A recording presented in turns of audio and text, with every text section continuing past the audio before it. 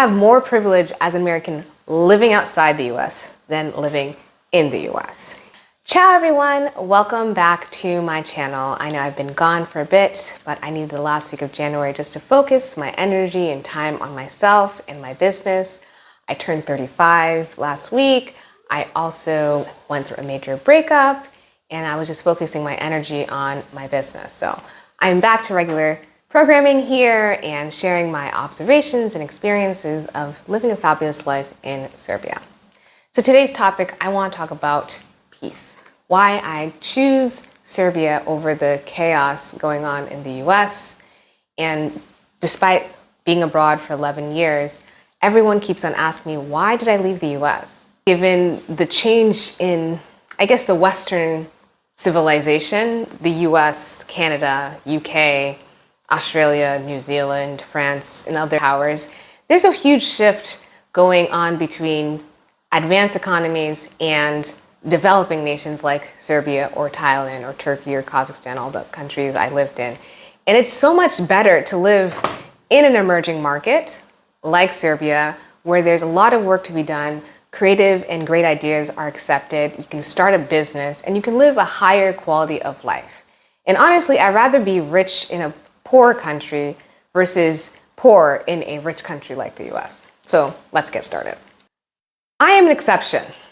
I'm not your average American. When people think Americans, they think a white male or a white blonde woman that's a size 2.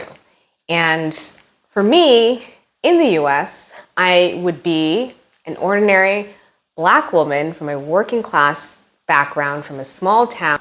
I was born in Queens, so technically I'm from New York. But I'm still an exception in the case of this life I live, and sometimes being an exception and educated is just not enough to really make it in the US. When we tell people about work hard, study, get a good job, buy a home, like for being a success in the US is just not really applicable to people that are not white. And I know race, I really tried to avoid race, but race has so many factors in the US when it comes to finding, not only just finding work, but entering certain industries, buying homes in certain neighborhoods, the ease of feeling safe while jogging or shopping or even crossing the street. And still believe this, there is no racism here. I have a lot of American privilege here. But in the US, I just don't feel safe as a Black woman. I'm still Black, then I'm a woman, and oh yes, maybe, okay, yeah, you're an American. So this exceptional life I'm living is because I live outside the US. And despite my education, Black women are some of the most educated demographic in the US. I have a master's degree, I have my TOEFL certificate that's enabled me to travel the world. I have more privilege as an American living outside the US than living in the US. And as far as the lifestyle I'm living, I only knew about this through books or through movies, my imagination, studying abroad, and no one in my community lives this life. No one I grew up with bopped around the world and started a business. The degrees, even going to some of the right schools. I know many people that went to Ivy League schools, and during the financial crisis or even the tech layoffs that happened last year, some people are still having a hard time. So I knew that I didn't want to live a boring, ordinary life. And at this big age of mine, 35, I'm really glad I left the US, took the risk on myself, my education and skills to build a bigger life for myself. Down to it, I don't live in the US because I don't want a basic life. And not only a basic life, I want a higher quality of life. And for many Americans, that's just not possible anymore because of the cost of living. Racism is not enough to be excellent and the best at what you do. There are a lot of hidden barriers, also nepotism. If your parents don't work in banking or finance or engineers or certain professions, you won't even know certain industries or professions exist. And that's just, for my case, I didn't know about investment banking, get into Wall Street. Now I know this. I also had to work and save up and take out loans for my education. So I didn't have someone, or my parents didn't save for my college education. So this exceptional life I'm living, working hard, being very smart about my moves, and really, this is a 20-year plus plan I've had. I've been planning this since I was in the 5th grade to live a big life. I didn't know how, but your parents, the stability, the neighborhoods, the schools, there are so many factors to have like a prosperous life in the US. Americans, we brand ourselves as risk takers, we're creative, and as a Black woman, I'm seen American first, woman, then I'm Black. And that's one thing I love about Serbia. I'm just an American woman. People make fun of me more for being American than being a Black woman. So I don't have to worry about racism living outside the US, especially living in Serbia. So what's going on in Serbia right now? Now, I made a mistake, and I said this on my TikTok, that I'm just going to go back to minding my business. However, what I will say is that Serbia is a democracy. It is. And with young people here, I can understand the frustration, the cost of living, the not having as much opportunity as maybe their parents had. I think Yugoslavia was kind of a utopia where it was, from my understanding, and correct me if I'm wrong, there was not as much inequality or stratification between the classes of people. There were few people that were very rich and people were poor. People were kind of like middle class. You had the universal education, which you still have today. People went on holidays to Croatia, in Yugoslavia, the coasts. So there was more, I guess, opportunities. And I guess with the fall of Yugoslavia and capitalism, it definitely has created a lot of inequalities and uprise in cost of living. But Serbia is a democracy. And in every democracy, people can peacefully gather together and express their opinions and their frustrations to the leadership. So what I understand, especially the tragedy that happened in Novi Sad, I've taken the train. I've taken the train to and from Belgrade. Beautiful train, beautiful news station here and in Novi Sad. I could have been affected by that. So I understand that frustration.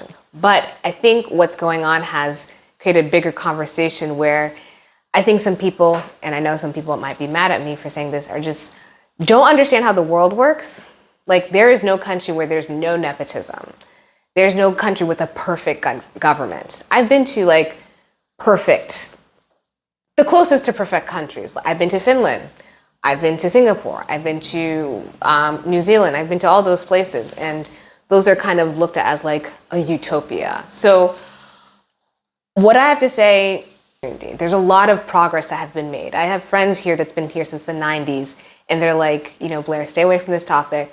But there has been a lot of progress with this current government. You have Belgrade waterfront. You have all these development projects. There's much more stability. Emerging market like Serbia, there's still much more opportunities for locals and for foreigners like myself who want to live their best life, who have creative ideas. And Serbs are really talented. People speak a lot of great English here. Like, people sound like me. Some people I'm like, I wouldn't know that you're Serbian from your accent. And there are many international companies here that outsource customer service or have built offices here. So there is opportunity. And I understand people's frustration. But it just becomes a slippery slope when you say that this is not a democracy. And I've lived in places that are not, where it is illegal to protest and gather together. And this is just not it. Like, be the change you want to see. Start a business. I'm the change I want to see, and I left the US. Life abroad is just easier. Really, the way I've navigated the world, and again, a huge privilege with my education and my passport, it's just so much easier. Finding housing, for example, you just have to have money and just talk to landlord or agency, and if it's in your budget, you can move in. Versus in the US, if you want to find housing in the US, it's not enough to have 3 to 6 months of savings. You have to have a good credit score. You have to have, pay stubs or a tax ID just to prove like you work and you can afford the place. And while there's no blatant racism, there are certain places that are a little bit persistent to certain people to live, in those spaces. Versus here, in every other country I lived in, credit score, what is that? You have the money and a deposit, move in. And it's all furnished. So it's just easier to find housing and live with ease in Serbia because there's none of that systemic barriers when it comes to finding housing. And I understand it has gotten a lot more expensive over the years. Belgrade is no longer a cheap city, but housing is just easier. And from my understanding, in Yugoslavia, people were given apartments by the government. And many Serbs today have inherited property from their parents or their grandparents. So, or many people have apartments in like little villages. So there's not like a homelessness crisis like in the US, where you see in every major city, New York, Boston, Washington, D.C., San Francisco, like there is really a crisis. And America, we don't show that to the world. Like a lot of our cities are full of homelessness. And during the pandemic, a lot of people left New York for Florida or for Texas. And I remember when I went to DC for Obama's second inauguration, and I was just shocked. It was just, I was not ready to see that amount of homelessness. So again, Serbia has a safety net.